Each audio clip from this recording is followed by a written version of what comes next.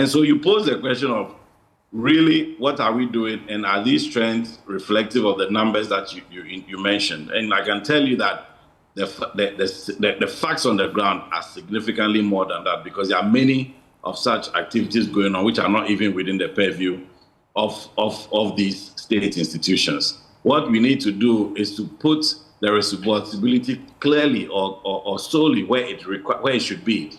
And the fact is that the charge needs to be led by IOCO as the state institution which has the mandate to investigate and deal with matters related to cybercrime. Of course, with support from institutions like the Cybersecurity Authority. So you don't think the CSA should be leading this particular fight at all? Absolutely not. Indeed, based on the mandate of the CSA under its law currently, it does not have any investigative or enforcement powers that relate to these kinds of activity.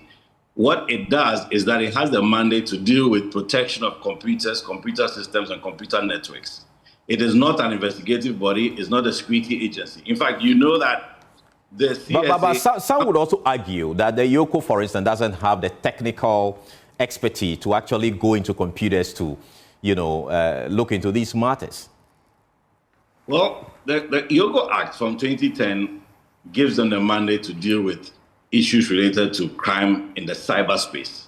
So they have units and departments that are focused on that. But also, as some of your panelists have mentioned, there's a need for collaboration. So it is not out of the place for IOCO, for example, to collaborate with the CSA or Bank of Ghana, the banks and so on, or we are talking about the police and all of that. However, we must put the focus where it should be, and how to investigate, how to go about finding the criminals, arresting them, and all the matters related to that are within the view of IOCO. Okay. Cybersecurity Authority collaborates with them. They are able to support them to find, through their expertise, forensic evidence, digital evidence, which can support the work of IOCO. So you recall that recently, when there was a bill for the amendment of the Cybersecurity Authority Act, which of course, created a lot of buzz in the country, there was issues about now the fact that it appears in the proposed amendments that some enforcement